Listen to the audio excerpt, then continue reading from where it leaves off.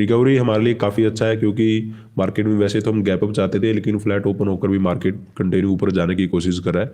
Otherwise ये थोड़ा बहुत वोलाटाइल भी हो सकता है, और सेंसेक्स भी लगभग वैसा ही करने की कोशिश कर रहा है। तो यहाँ पे हम कॉल का मार्केट के अंदर ट्रेड लेने वाले हैं। सबसे पहले 51,300 का कॉल मैं ऐड करूँगा। मार्केट के अंदर देखिए, जब भी आप पोजीशन बनाए, कैंडल वगैरह देखकर बनाए। कभी कभी क्या होता है कि हमने ऑलरेडी जो प्लान बना के रखा होता है उसी को डायरेक्टली एग्जीक्यूट कर देते हैं। ऐसा हमें नहीं करना चाहिए, कैंडल वगैरह देखनी चाहिए। अभी का जो चार्ट बना है उसमें कैसा साइकोलॉजी बना हुआ है, कहाँ पे मार्केट ट्रेड कर रहा है, तो उस वजह से क्या होगा, आपको बेनिफिट ज़्यादा मिलेगा। देखिए, ट्रेड आप बाइंग सेलिंग दोनों कर सकते हो, लेकिन एक अच्छी ट्रेड कौन सी होने वाली है वो आप चार्ट को देखकर ही अंदाज़ा लगा पाओगे। तो चार्ट को आपको डेफिनेटली देखना चाहिए। तो यहाँ पे हम सेंसेक्स के अंदर आज एक्सपायरी रहने वाला है, तो 78,800 का कॉल यहाँ पे हम बाय कर लेते हैं 800 क्वांटिटी के साथ। तो बात करते हैं कि यहाँ पे हमने मार्केट के अंदर बाइंग क्यों किया है। देखिए, ओवरऑल जिस प्रकार की मार्केट की कंडीशन है, मार्केट नीचे भी जा सकता है, मार्केट ऊपर भी जा सकता है। नीचे इसलिए जा सकता है क्योंकि मार्केट काफ़ी दिनों से नेगेटिव ट्रेंड में चल रहा है। हो सकता है किसी दिन रिट्रेसमेंट करे और दोबारा से उसी ट्रेंड में चलना शुरू कर दे।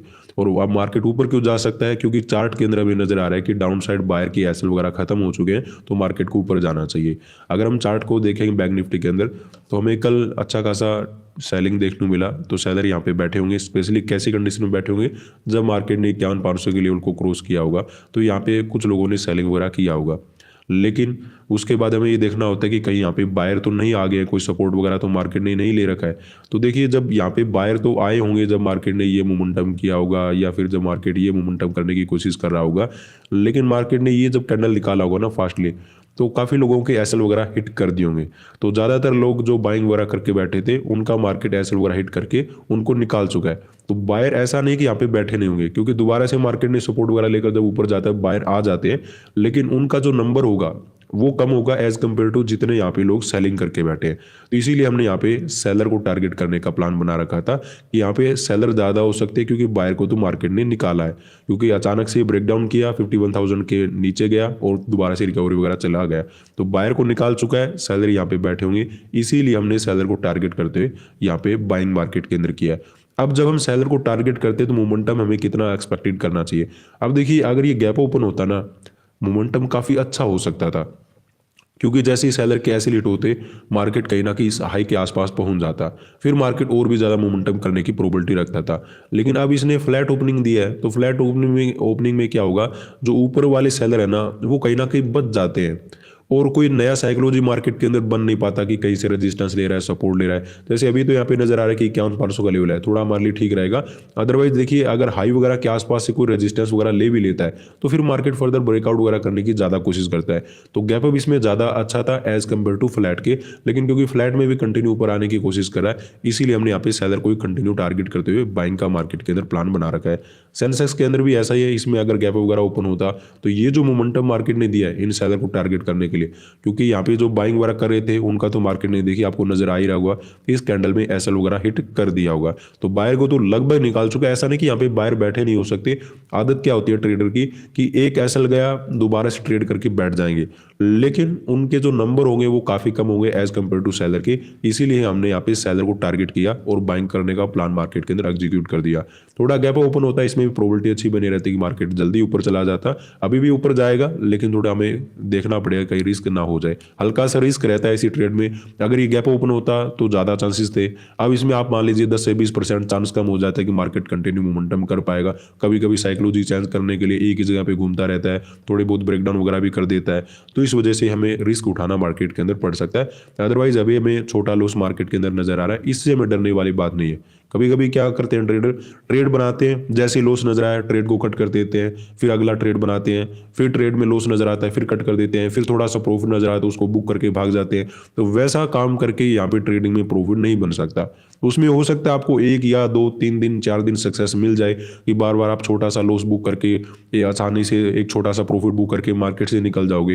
वो छोटे छोटे मोमेंटम कैप्चर करना, या तो फिर आप स्कैल्पिंग करो प्रॉपर, उसमें आपको बेनिफिट मिलेगा। अदरवाइज अगर आप आते हो बड़े मोमेंटम को कैप्चर करने के लिए, छोटा सा मोमेंटम कैप्चर करके निकल जाते हो, दोनों के लिए बात है, प्रॉफिट में भी या फिर लॉस में भी। अगर आपने छोटा लॉस बुक किया वो भी बात गलत है, अगर आपने बड़ा बड़ा प्रॉफिट को डिसाइड करके छोटा प्रॉफिट बुक किया, वो भी गलत बात है। तो जितना आपने जो डिसाइड किया उसी के अकॉर्डिंग चलने दो मार्केट को, उसी के अकॉर्डिंग सब कुछ अपना डिसाइड करके रखो, उसी के अकॉर्डिंग अपना पोजीशन को मैनेज करो, तब तो बेनिफिट मिलेगा। अदरवाइज क्या होगा, 1 2 4 दिन प्रॉफिट होगा, फिर एक दिन इतना बड़ा लॉस लेकर जाओगे कि वो प्रॉफिट एक ही दिन के अंदर चला जाएगा। तो ये बातें आपको ध्यान रखनी चाहिए। तो अभी हमें कहीं ना कहीं अच्छा लॉस वगैरह नजर आना शुरू हो चुका है, देखते हैं अपना ट्रेड वगैरह सही जाता है या फिर ये गलत हो सकता है। तो यहाँ पे देखिए अपनी ट्रेड में काफ़ी अच्छा प्रॉफिट नजर आ रहा है, दोनों इंडेक्स में कंटिन्यू पॉजिटिव मोमेंटम देखने को मिल रहा है। सेंसेक्स के अंदर एक बड़ा रेजिस्टेंस क्लियर होने वाला है, 1 बार 2 बार 3 बार मार्केट ने यहाँ पे रेजिस्टेंस लिया था, फोर्थ टाइम में भी ये ब्रेकआउट वगैरह में कन्वर्ट हो पाए। तो वैसे पहले बहुत बार बोला जाता था कि मार्केट के अंदर अगर 3 टाइम से ज़्यादा कोई लेवल को टेस्ट हो गया तो वो ब्रेकआउट वगैरह में कन्वर्ट हो गया, और आज मुझे लगता है ऐसा ही कुछ हो रहा है। तो काफ़ी क्लासिकल एग्जांपल यहाँ पे हमें देखने को मिल रहा है ब्रेकआउट का। बैंक निफ्टी की बात करें तो अभी तक ये 51,500 के लेवल का ब्रेकआउट नहीं कर पाया, तो देखते हैं इसमें कितना समय हमें लगता है।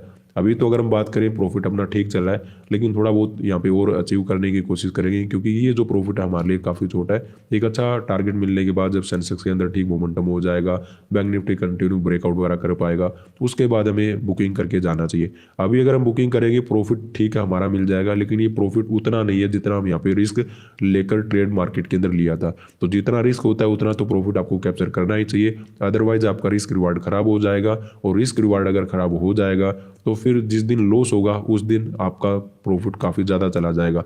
अब ये प्रॉफिट मेरे लिए ठीक है, ये काम चल जाएगा अपना, लेकिन जिस दिन लॉस मुझे लेना होगा फिर वो एक लॉस ही ऐसा होगा जो 2 या 3 दिन का प्रॉफिट मेरा ले जाएगा। इसीलिए हमें रिस्क रिवार्ड को मैनेज करके रखना चाहिए, 1/1 तो रखना ही चाहिए, अदरवाइज अगर आप 1/2 रख पाते हो, 1/3 रख पाते हो और भी ज़्यादा अच्छा है। तो अभी हम वेट करते हैं, ठीक ठाक हमें प्रॉफिट मार्केट के अंदर नज़र आ रहा है।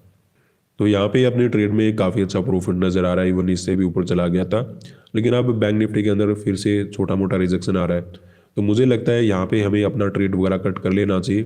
रीज़न क्या है कि दोनों इंडेक्स में ब्रेकआउट वगैरह अच्छे हो चुके हैं, तो दूसरे लोग भी मार्केट के अंदर ट्राई करेंगे बाय वगैरह करने की, और हमें भाग क्यों जाना चाहिए, क्योंकि ऑलरेडी जो सेल वगैरह करके बैठे हैं मार्केट के अंदर उन सभी को मार्केट ने ट्रैप कर दिया है। यहाँ पे जो सेलर बैठे थे उनको तो मार्केट ने लगभग फर्स्ट मोमेंटम में निकाल दिया था, लेकिन इसके ऊपर जो सेलर बैठे थे यहाँ पर अगर किसी ने सेलिंग किया, यहाँ पर अगर किसी ने सेलिंग किया, उनका एसएल आपको कहाँ पे मिलेगा, 51,500 के ऊपर ही देखने को मिलेगा। तो जब तक इनको टारगेट नहीं किया तब तक हम आराम से बैठ सकते थे। अब इन सेलर को भी अगर मार्केट ने निकाल दिया तो अब हमें भी निकल जाना चाहिए। हमने बाइंग मार्केट के अंदर क्यों किया था, क्योंकि एक बात तो हमें नजर आ रही थी कि सेलर यहाँ पे बैठे हैं, दूसरी बात हमें नजर आ रही थी कि जो यहाँ पे बाइंग करके बैठे उनको मार्केट ऑलरेडी निकाल चुका है, तो दोबारा से नीचे आने की आवश्यकता नहीं, इसीलिए हमने यहाँ पे मार्केट के अंदर कॉल का ट्रेड बनाया था। और लगभग वैसा ही हमें सेंसेक्स के अंदर नजर आ रहा था, यहाँ पर भी सेलर बैठे थे, उनको टारगेट करते हुए हमने यहाँ पे बाइंग किया था।